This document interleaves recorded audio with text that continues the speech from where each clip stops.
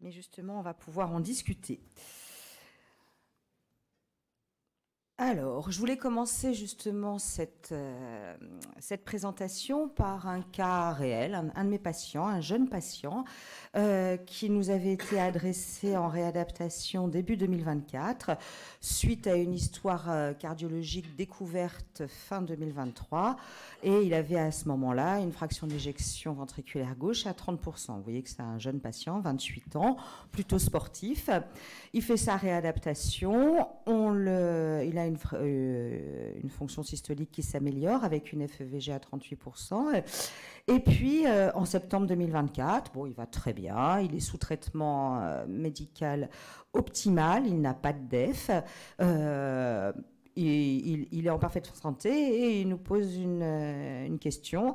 Est-ce que vous pouvez me signer mon certificat médical pour la pratique du volleyball et du beach volley en compétition?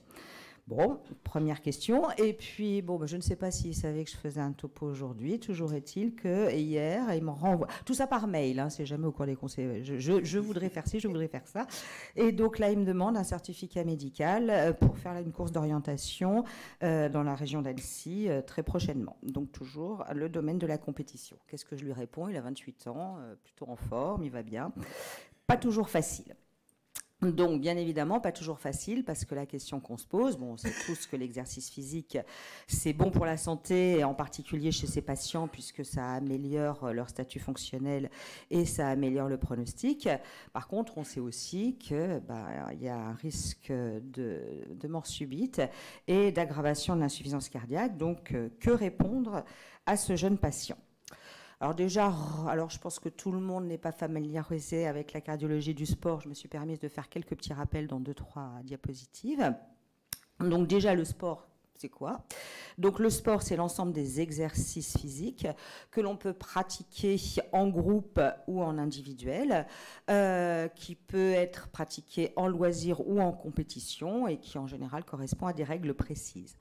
Alors, on définit le plus souvent les sports dans la catégorie du sport d'endurance ou dans la catégorie des sports de résistance, sachant que les sports d'endurance correspondent plutôt à des sports qui vont être effectués sur une longue durée, avec une charge plus ou moins variable, mais qui n'est pas une charge maximale puisqu'exercée sur une longue durée. Et dans ce cadre-là, on a la course à pied, la natation, le cyclisme, et puis on a les sports qu'on appelle la résistance, qui sont plus des sports qui sollicitent de façon plus intense les muscles, avec des contractions musculaires qui peuvent être brèves et répétitives dans les efforts dynamiques, et puis plus prolongées dans les efforts statiques. Toujours est-il que la plupart du temps, ces sports sont combinés et qu'ils peuvent être effectués à des niveaux d'intensité variables, sachant en plus qu'il y a des sports qui sont plus ou moins explosifs.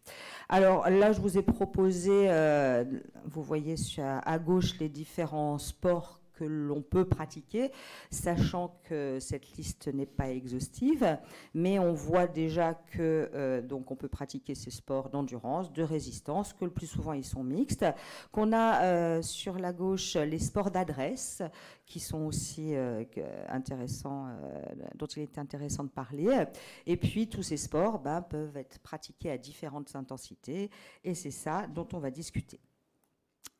Alors, je me suis permis, puisque tout le monde n'est pas cardiologue du sport et a peut-être oublié certaines notions physiologiques, de faire quelques petits rappels.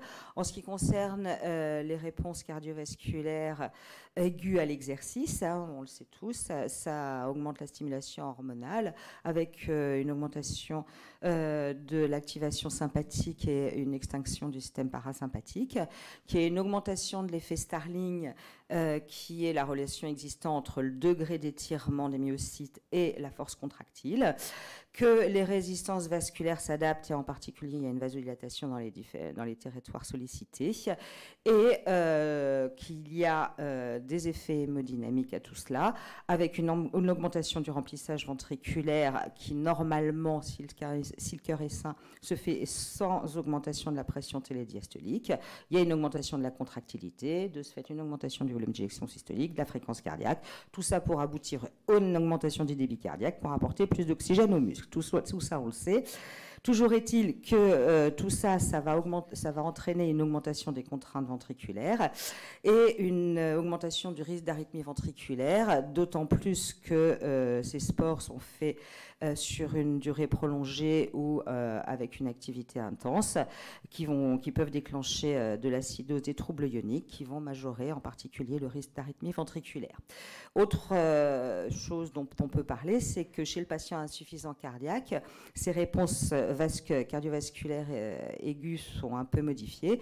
Déjà, au repos, en fonction du traitement, le patient insuffisant cardiaque a une stimulation neuro-hormonale qui est plus activée. Les résistances vasculaires chez un patient en particulier traitées de façon non optimale vont être toujours augmentées et qu'à l'effort, sa réponse peut être un peu variable par rapport à ce que l'on rencontre chez un sujet sain et en particulier avec une élévation des pressions télédiastoliques lors d'un effort aigu. Et puis, en fonction des lésions, un risque arythmogène qui est plus ou moins important. Toujours est-il que voici un peu les réponses aiguës à l'exercice, mais il y a un certain nombre de choses à prendre en compte quand on fait un exercice physique. C'est non seulement les caractéristiques d'endurance et de résistance, mais également savoir si l'exercice va être effectué en position debout, couché. On a parlé de l'intensité, et puis l'aspect de compétition qui va aussi avoir une importance, puisque quand il y a une compétition, le stress augmente, et de ce fait-là, on peut majorer, enfin, cette stimulation du système sympathique est plus élevée. Il y a vraiment d'autres paramètres dont il faut tenir compte, en particulier la température. Est-ce que l'activité physique se fait dans des conditions idéales, ou alors il fait très chaud, très froid? Il y a l'altitude. Il y a le fait que ça se passe éventuellement en milieu aquatique. Est-ce que l'environnement est pollué? Enfin, il y a des tas de choses dont il faut tenir compte. Et puis enfin, il y a le sujet. Là, on voit que c'est un sujet jeune. Chez les sujets âgés, les réponses dont on n'a pas, les réponses cardiovasculaires sont un peu modifiées. Le sujet, est-ce qu'il a un niveau d'entraînement est-ce qu'il est déjà entraîné à faire de l'activité physique? Quel est le type de cardiomyopathie qu'il présente? Est-ce qu'il fait des troubles du rythme ventriculaire? Est-ce qu'il a un DEF? On parle d'insuffisance cardiaque. Est-ce que même il a une assistance ventriculaire? Quel est son profil psychologique? Est-ce qu'il a plutôt un profil de défi face au risque, ou est-ce qu'il a peur de tout?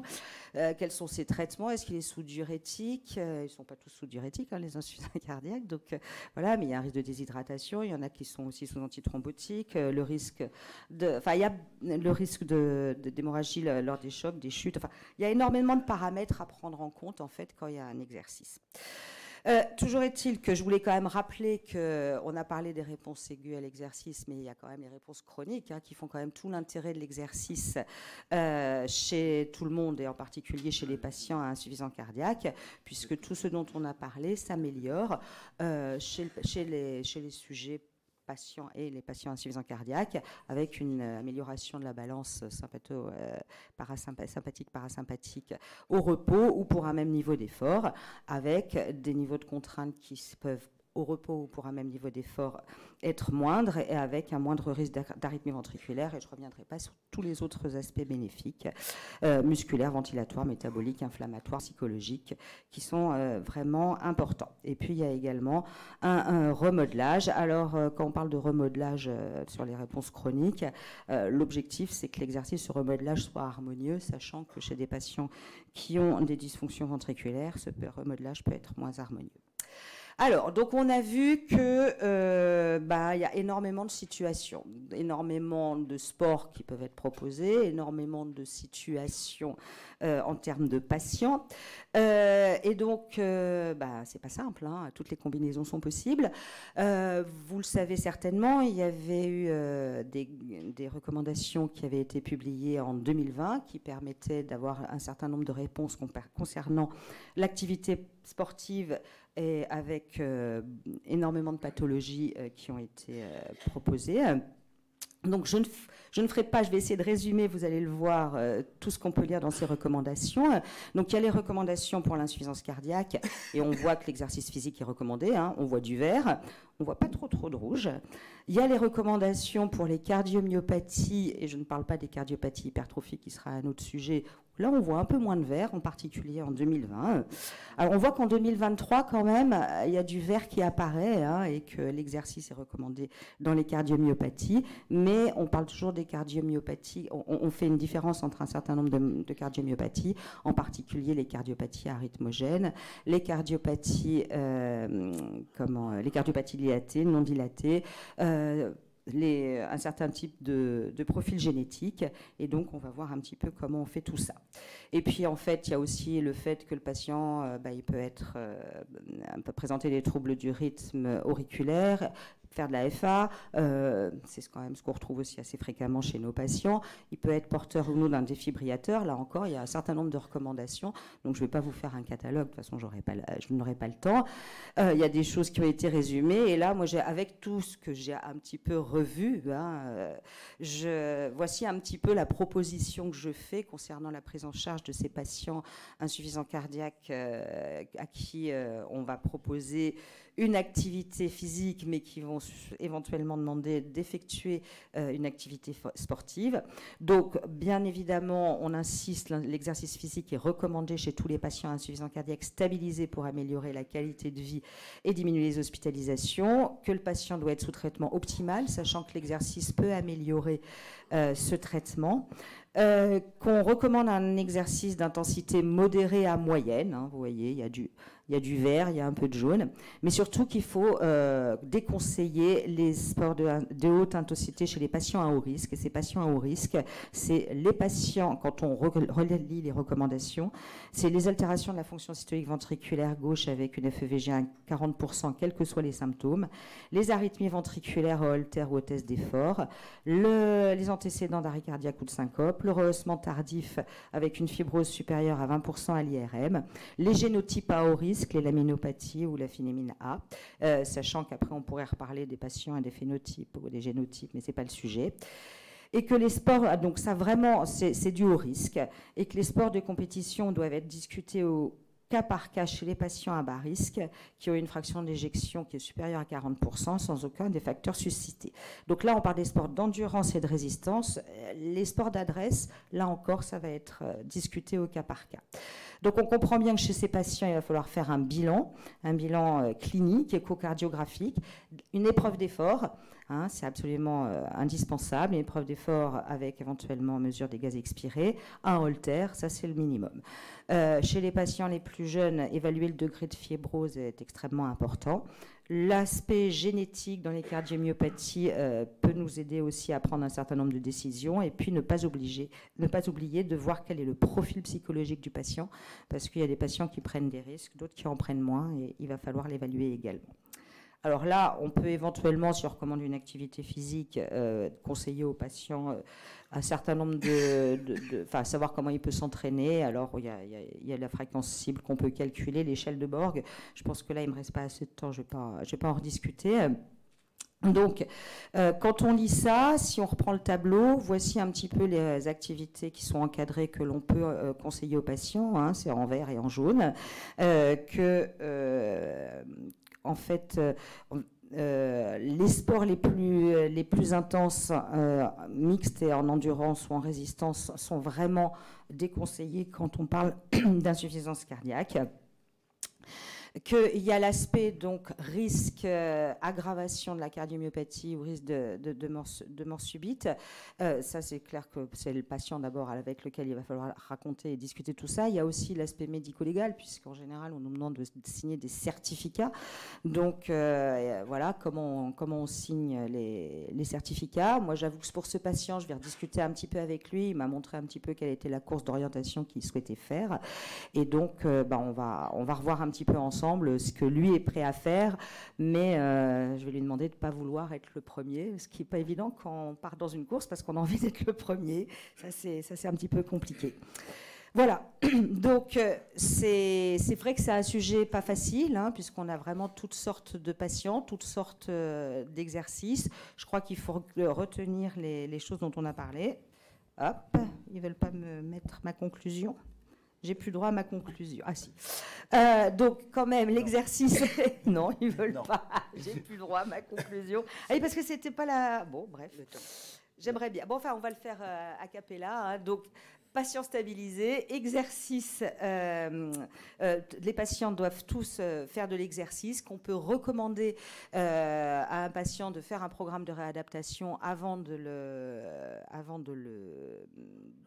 qu'il se remette à faire du sport, qu'il y a des recommandations, qu'il faut évaluer les patients aussi régulièrement. Ce patient, il envoie un mail, il faut peut-être que je le revoie avant de l'autoriser ou pas l'autoriser, éventuellement lui refaire une écho, éventuellement lui refaire un test d'effort à holter.